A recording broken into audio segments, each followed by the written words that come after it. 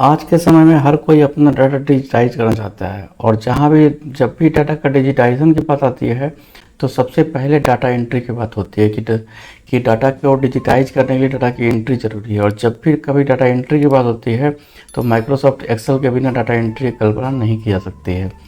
सर्वप्रथम आपको अपना डाटा माइक्रोसॉफ्ट एक्सेल में एंट्री कराना होता है और जब भी एंट्री का काम स्टार्ट होता है तो वहीं पे गलतियां शुरू हो जाती हैं।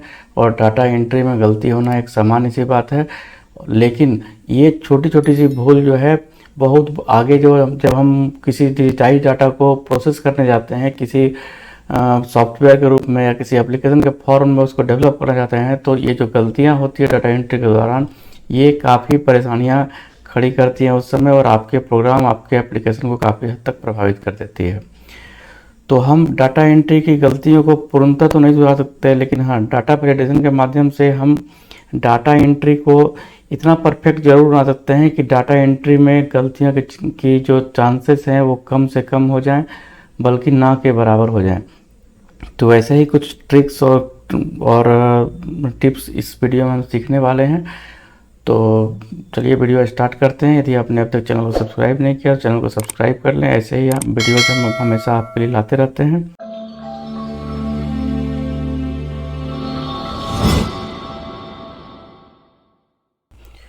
तो ये जो सीट आप देख रहे हैं ये मान लीजिए किसी कंप्यूटर इंस्टीट्यूट में एडमिशन लेने वाले स्टूडेंट की इंफॉर्मेशन की एंट्री करने के लिए सीट बनी हुई है। अब इस सीट में हम कहाँ कहाँ पे डाटा वैलिडेशन लगा के कैसे कैसे देखिए, सबसे पहले हम क्या करेंगे, नेम ऑफ स्टूडेंट है तो नाम एक ऐसा चीज़ है जो कुछ भी हो सकता है, इसमें कंडीशन लगाना बहुत ही मुश्किल होता है। फिर भी हम कुछ हद तक जहाँ तक कंडीशन इसमें लगा पाएंगे जरूर यूज करेंगे। हम डाटा पे जाना है, आपको सबसे पहले क्या करना है, आपको ये सिलेक्शन पूरा कर लेना जहाँ तक आप करना चाहते हैं। डाटा की एंट्री आपको जहाँ तक संभावित है 10,000 20,000 जो भी रेंज है आपका, उस रेंज को आप पहले ही सेलेक्ट कर लें और यहाँ पे डेटा टैब में जाके डेटा वैलिडेशन पर आप क्लिक कर दें। डाटा वैलिडेशन में जैसे ही क्लिक करेंगे आपको कुछ इस तरह का विंडो दिखाई देगा। तो एनी वैल्यू ऑलवेज किसी भी सेल का डाटा वैलिडेशन रहा है एनी वैल्यू। तो एनी वैल्यू तो आप जान रहे हैं, एनी वैल्यू का मतलब भी कोई वैलिडेशन नहीं है, कुछ भी यहाँ पे ले सकता है। दूसरा क्या है, नाम क्या होगा, नाम जब भी होगा तो टेक्स्ट में होगा। तो चूंकि नाम किसका क्या होगा ये आप पहले से डिफाइड नहीं कर सकते हैं, इसके बारे में आप कोई भी अंदाज़ा नहीं लगा सकते हैं। तो आपको क्या करना होगा कि टेक्स्ट लेंथ मैक्सिमम आप चाहें तो टेक्स्ट लेंथ सेट कर सकते हैं, नॉट बिटवीन या इक्वल टू। मान लीजिए कि आप चाहते हैं लेस देन, तो लेस देन मान लीजिए 50 कैरेक्टर से कम अगर किसी का नाम होगा, 50 कैरेक्टर से बड़ा नाम होने की संभावना बहुत कम है, या 30 कैरेक्टर या 20 कैरेक्टर या 16 कैरेक्टर का भी से भी काफ़ी है नाम के लिए, तो आप चाहें तो यहाँ 16 कैरेक्टर फिक्स कर दें। तो अब क्या होगा कि 16 कैरेक्टर से ज़्यादा इसमें नाम एंट्री नहीं होगी। जैसे देखिए मैं अभी नाम यहाँ पे टाइप करता हूँ, मैं लिखता हूँ PA पंकज कुमार मिश्रा रितेश श्रीवास्तवा। तो देखिए ये बता रहा है कि यहाँ पे एरर है। अब ये जो एरर मैसेज आप देख रहे हैं, इस एरर मैसेज को भी आप अपने हिसाब से चेंज कर सकते हैं। इसके लिए क्या तरीका है पहले हम आइए देखते हैं। यहाँ पे फिर से हमने इस रेंज को सिलेक्ट कर लिया और हम गए डाटा वैलिडेशन में। यहाँ पे हमने 16 लगा दिया था। इनपुट मैसेज में आप लिख सकते हैं title name is less than 16 character. तो देखिए ये काम क्या करता है और ये कहाँ दिखता है। जैसे ही आप यहाँ पे जाएंगे तो आपको ये नहीं, आप लगता है कुछ मिस्टेक हुआ, हम लोग शायद कैंसिल बटन पे हमने क्लिक कर दिया।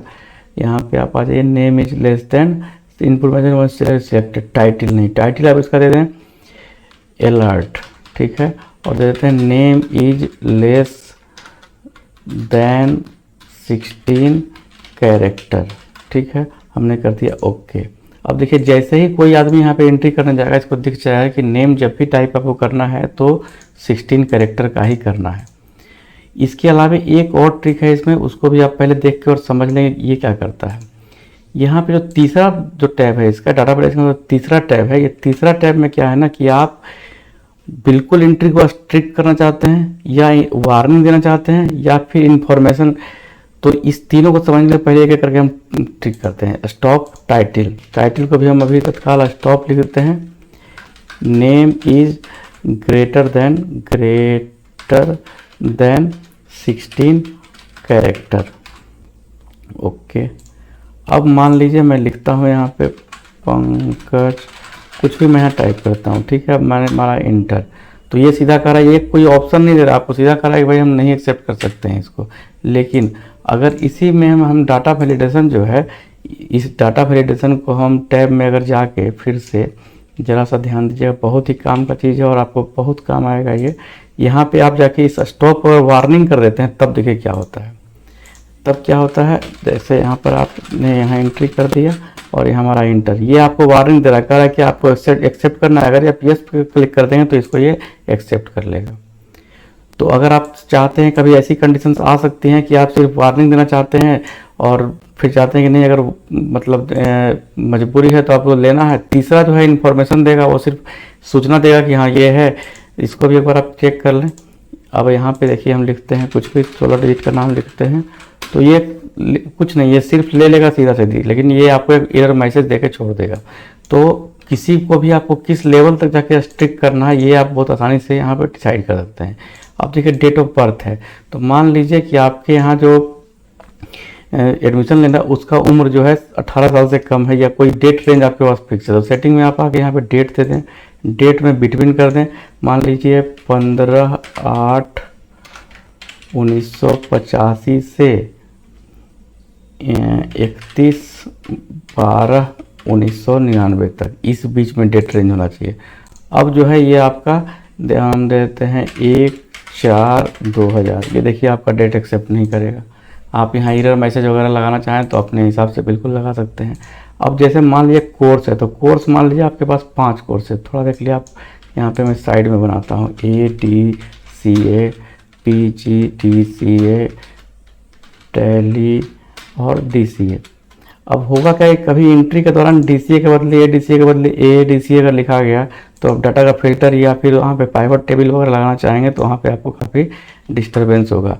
आप देखिए बड़े मज़े में यहाँ पे ड्रॉप डाउन लिस्ट बना सकते हैं। यहाँ पे आप लिस्ट सेलेक्ट कर लीजिए और इस यहाँ पे जाकर सोर्स का जो ऑप्शन दिख रहा है, सोर्स में जाके आप एक जगह इसको टाइप करके रख लें पहले से और यहाँ इंटर मार दें, ओके।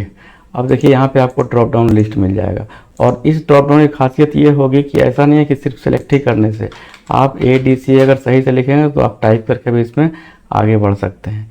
अब देखिए यहाँ पे मोबाइल नंबर है, मोबाइल नंबर आप जानते हैं हमेशा 10 डिजिट का होगा। तो इसमें आप क्या कर सकते हैं, इसमें आपके पास एक बहुत ही अच्छा ऑप्शन है, मैं आपको करके दिखाता हूँ कि आपका मोबाइल नंबर गलती होने की संभावना बिल्कुल घट जाएगी। आप चले जाएँ डाटा वैलिडेशन में और यहाँ पे कर दें नंबर, होल नंबर को बिटवीन कर दें। देखिए मोबाइल नंबर जब भी होता है 10 डिजिट का होता है, ये फिक्स चीज़ है, इसमें कहीं कोई इफ एंड बट का सवाल नहीं उठता है। तो 10 डिजिट की जो सबसे छोटी संख्या होती है 1 पर 9 0, 1 2 3 4 5 6 7 8 9, और जो सबसे बड़ी संख्या होती है जिसकी 10 टाइम्स 9 होगी, 1 2 3 4 5 6 7 8 9 10।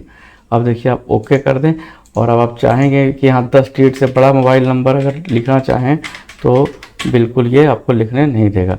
इसी प्रकार से आधार नंबर है, तो आधार नंबर में आप 14 डिजिट सेट कर सकते हैं, आधार नंबर में 12 डिजिट सेट कर सकते हैं। आधार नंबर जो होता है वो ऑलवेज 12 डिजिट का होता है।